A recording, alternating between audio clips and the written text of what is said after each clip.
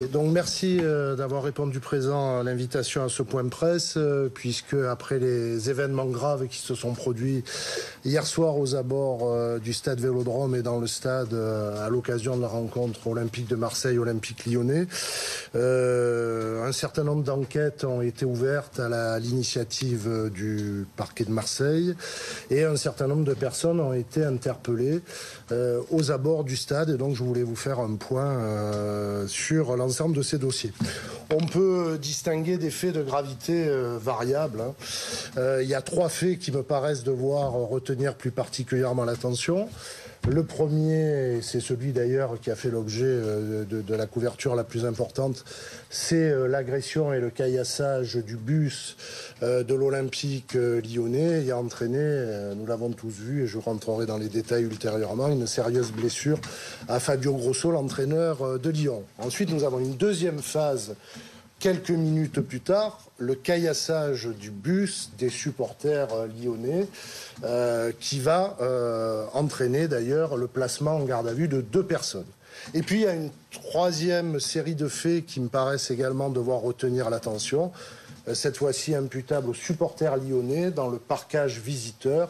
Un certain nombre de comportements racistes ont pu être révélés et la préfète de police m'a saisi d'un article 40 en début d'après-midi et j'ai immédiatement saisi la sûreté départementale de ces faits. Puis après, sur les 9 gardes à vue, je vais les évacuer rapidement, mais vous pourrez y revenir. On retrouve malheureusement ce qu'on a habituellement dans les matchs de football. 2 personnes gardées à vue, je ne sais pas si cela va vous intéresser, des opportunistes qui, comme ça arrive parfois, voire souvent, profitent du fait que des personnes sont au stade pour rouloter les top cases des scooters. Donc ces 2 personnes ont été arrêtées. Ils sont jeunes, il y a un mineur et un jeune majeur. Ils font l'objet d'une poursuite des investigations et une suite judiciaire sera donnée à leur comportement. Mais bon, je ne pense pas que ce soit le cœur de notre sujet. Nous avons également 2 supporters lyonnais qui, à la descente des cars, après avoir subi le caillassage, un va être pressé, va pas accepter un petit peu le chemin qui leur est donné et va bousculer, comment dire, si on peut parler de dispute entre un homme et un animal, un chien de la brigade canine. Les faits ne paraissent pas particulièrement caractérisés. Il a été remis en liberté.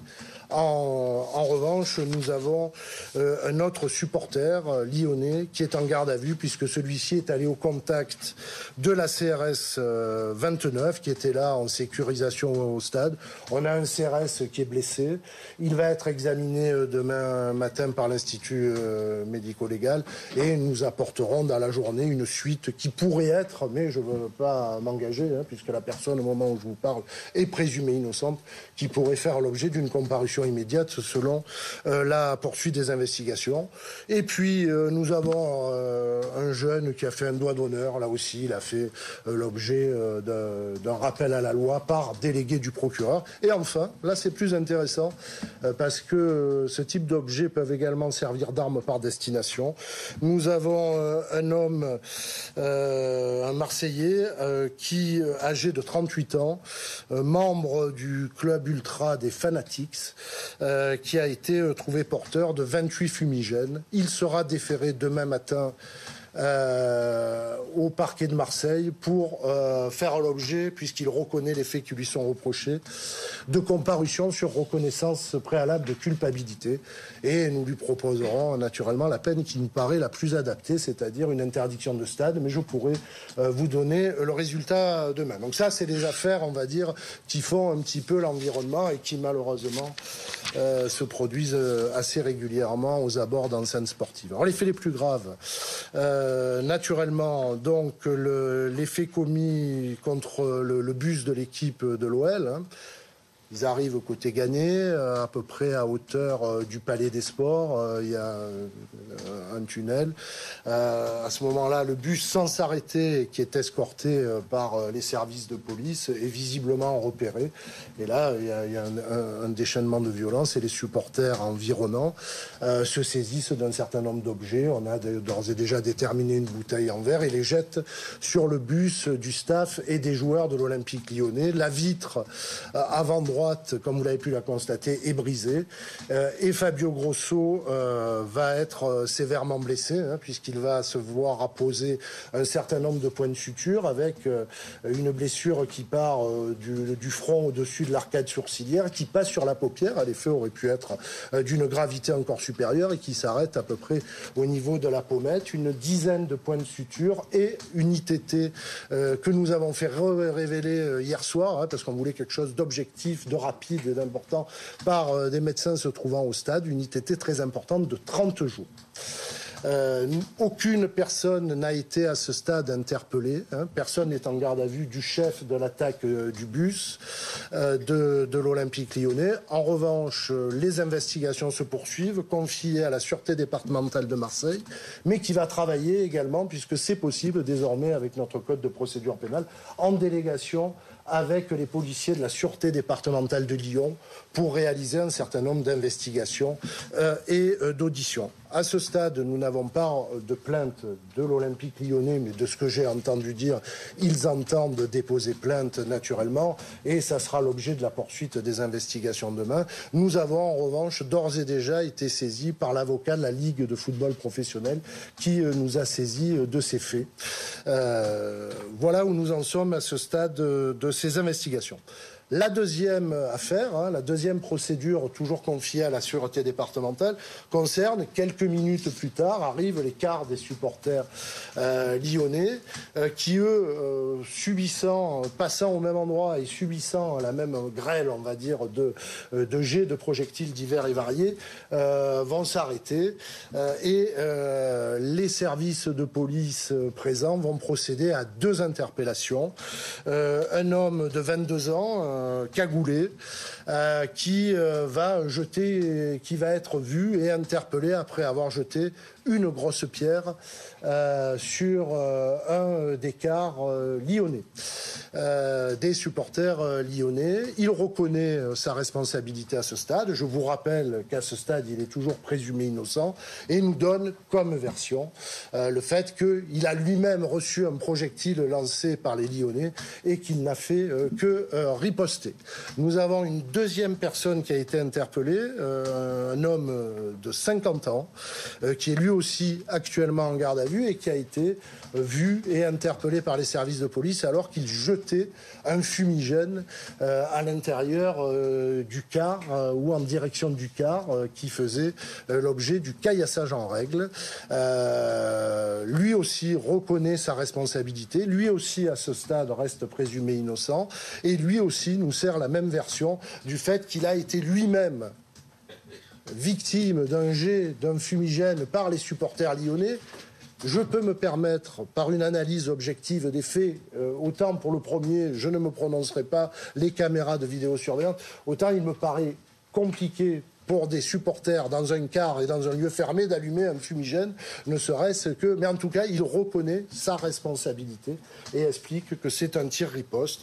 Nous avons besoin de poursuivre les investigations demain par l'audition, naturellement, de chauffeurs de bus, de victimes éventuelles qui pourraient se manifester. Ces personnes sont susceptibles, naturellement, de faire l'objet d'une réponse ferme sous forme de comparution immédiate. Mais, naturellement, je vous ferai un petit communiqué puisque ça ne sera pas, puisqu'on a des investigations à poursuivre pour l'audience de demain, mais demain après-midi, je vous donnerai la suite qui a été réservée. Enfin, la troisième et dernière affaire qui me paraît là aussi digne d'intérêt parce qu'elle est aussi grave, les supporters, une partie des supporters lyonnais se trouvant dans le parcage visiteur au niveau du virage nord au stade Vélodrome, ont en direction des supporters marseillais, fait un certain nombre de saluts nazis, un certain nombre de personnes ont fait des saluts nazis, et également des cris de singes, simiesques, à destination des supporters marseillais.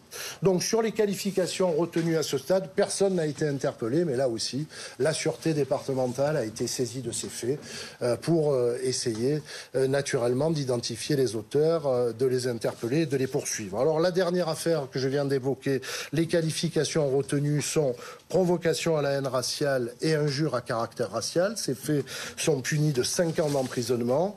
S'agissant des faits subis par M. Grosso et par M. Longo, nous avons des qualifications encore plus lourdes puisqu'on a des violences volontaires en réunion avec préméditation aux abords d'une enceinte sportive ayant entraîné une ITT supérieure à 8 jours. Ces faits sont passibles d'une peine de 10 ans d'emprisonnement. Et puis, la troisième série de faits, donc celle de caillassage du bus avec les 2 personnes en garde à vue. Nous avons retenu à ce stade 3 qualifications. Des violences volontaires sans ITT, en l'état, avec armes et aux abords d'une manifestation sportive. Ces faits sont punis de 3 ans d'emprisonnement. Des dégradations en réunion en lien avec un spectacle sportif, là vous avez 5 ans encourus. Et enfin des jets de projectiles présentant un danger pour les personnes aux abords d'une enceinte sportive. Ces faits sont également punis de 3 ans d'emprisonnement. Voilà, si vous avez quelques questions, je peux répondre si vous souhaitez quelques précisions. Merci de votre attention. Est-ce qu'il y a des avancées, c'est pour le demeure M6, dans l'enquête proprement dit? Parce que j'imagine qu'il y a avoir des images de caméras de surveillance, peut-être une... Alors, il y a, comme vous l'avez entendu...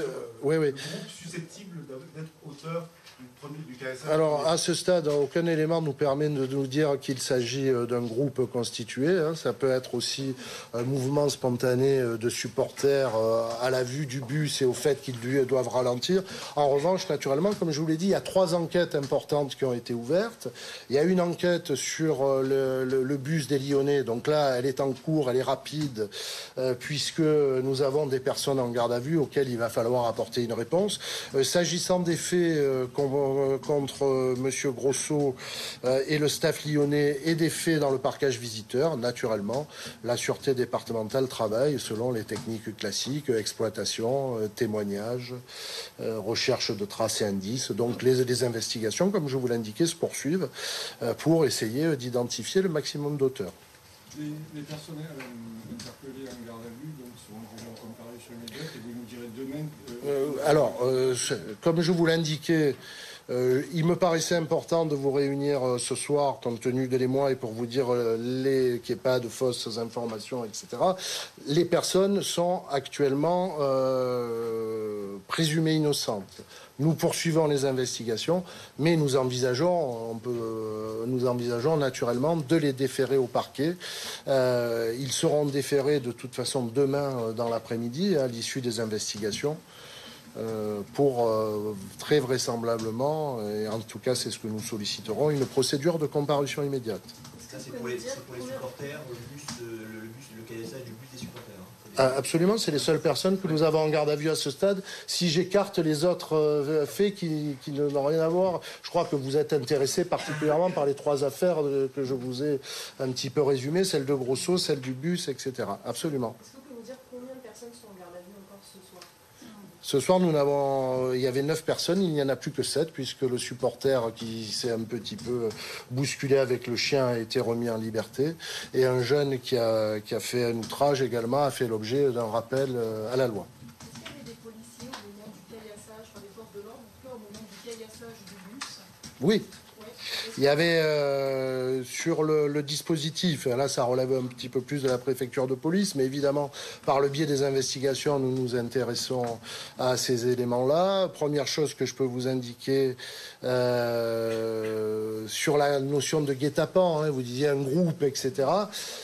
peu vraisemblable, mais enfin, on verra ce que nous diront les investigations, puisque, compte tenu des travaux existants actuellement à Marseille, il ne s'agissait pas du trajet habituel que font les bus visiteurs. Et donc, c'est pour ça qu'on est passé derrière, par Gannet, etc. Ça, c'est la première chose. La deuxième chose, comme ce match est qualifié en termes d'ordre public d'un match qui peut être à risque, l'escorte, et bien évidemment, le bus des supporters, pas des supporters, le bus d'ailleurs le bus des supporters aussi, mais le bus du membre des joueurs et du staff de l'Olympique Lyonnais faisait l'objet d'une escorte. Et je peux même vous indiquer que c'était une escorte renforcée par rapport à ce qui peut se faire pour des matchs plus traditionnels. On va parler les vendeurs ne peuvent pas dire que c'est débordé ou une escorte considérable. Oui, c'était une escorte importante. Alors, ensuite, quand vous arrivez aux abords du stade, vous avez un ralentissement. Et puis, il y a eu cet effet de foule. Et là, il y avait des CRS aussi aux abords du stade. Absolument. Oui, il y avait un dispositif de police très conséquent. Mais je vous invite, sur ce point-là, à vous adresser à Madame la préfète de police. C'est plus sa partie. Mais en tout cas, moi, des premières investigations, puisque c'est une question qui a pu être posée, rien ne laisse apparaître un déficit du dispositif de sécurité, bien au contraire. On voit sur les vidéos, vous avez bon espoir de l'identifier comme je l'indiquais à votre confrère, on a à la fois de la vidéosurveillance, on a un certain nombre de personnes qui ont filmé, et dans le stade, comme vous le savez, le dispositif, nous espérons naturellement identifier, et c'est notre objectif, le maximum de personnes dans le cadre de ces deux enquêtes qui ont été ouvertes, à la fois les actes racistes à l'intérieur du stade et l'agression du bus de l'Olympique Lyonnais. Est-ce que les gardés à vue étaient connus du service de police? Est-ce qu'ils étaient interdits de stade? Non. Un des deux était connu pour une seule infraction de conduite sous l'emprise de stupéfiants. L'autre est inconnu des services. Donc on n'a pas affaire à des personnes défavorablement connues. Et en lien avec des groupes de supporters ou c'est trop tôt? Là, c'est trop tôt. Là, j'ai pas de. Pour ces deux-là, c'est trop tôt. Le seul qui est en lien, mais lui n'a rien à voir avec les faits. C'est celui qui était porteur des 27 fumigènes et qui faisait partie du groupe des fanatiques. Mais c'est une affaire à part qui fait d'ailleurs l'objet d'une suite judiciaire distincte. Et lui d'ailleurs a été interpellé à un autre endroit. Ah oui, ça n'a rien à voir. C'est ce que je dis, avec que les choses soient très claires. On a des affaires, comme je l'ai dit, de personnes qu'on retrouve assez le voleur, le gars avec les fumigènes, et puis on a les trois noyaux durs des trois enquêtes distinctes, et pour lesquelles nous avons pour l'instant que 2 personnes en garde à vue dans l'affaire du caillassage du bus des supporters. Est-ce qu'on peut penser qu'il y aura des comparutions immédiates dès demain après-midi? Non, demain après-midi, on verra probablement avec l'heure d'arrivée. Les comparutions immédiates pourraient avoir lieu mercredi. Malgré le jour férié? Ah oui, non, ça voudrait dire jeudi, donc vous avez raison. Effectivement, j'ai oublié qu'on était le 1er novembre. Mais sur ces événements, là, je suis un petit peu plus mal à l'aise pour vous parler. J'attends la clôture, M. Trocero, des investigations, et on vous fera, on va pas se voir tous les jours, hein, même si je vous aime beaucoup. On vous fera là un petit communiqué pour vous dire les suites qui ont été réservées pour chacun. On voit sur les images du bus de supporters, on voit le bus ralentir, l'escorte force un peu dire. Et oui. Est-ce qu'il y a eu un souci? Est-ce qu'il peut y avoir une responsabilité autre que celle qu'on imagine à l'instant, l'organisation, la vie? Je ne sais pas. Alors, moi, comme je vous l'ai indiqué, je suis le procureur de la République, je ne suis pas chargé de l'ordre public. Malgré tout, dans le cadre de l'enquête que je diligente, c'est un élément qui peut être pris en considération dans le cadre d'un tribunal. Comme je vous l'ai dit, le dispositif et la façon dont les choses me laissent à ce stade penser qu'il n'y a aucune défaillance. Et puis, c'est quand même assez extraordinaire. Évidemment, quand il y a des carences complètes, moi, ça me va très bien de chercher les responsabilités. Enfin, le premier responsable, c'est celui qui voit le bus des joueurs de Lyon, qui se saisit de pierres, qui se saisit d'engins pyrotechniques. Et vous avez vu les états des bus. Hein, moi, j'ai eu les photos dans la procédure. Donc, la responsabilité, c'est celle-là. Les investigations se poursuivent. Et comme je vous dis, à ce stade, je n'ai aucun élément qui me laisse à penser à une défaillance du système de sécurité. si vous voulez de plus amples informés, je vous invite à vous adresser à Madame la préfète de police.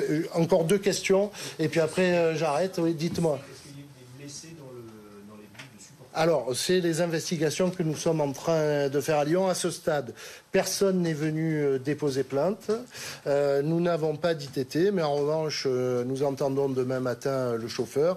Et naturellement, comme nous travaillons en lien avec la Sûreté départementale de Lyon, si des blessés se manifestent, ben, évidemment, nous les retiendrons. Mais à ce stade, nous n'avons pas de blessés ou de personnes qui se sont manifestées pour déposer plainte. Dernière question, madame.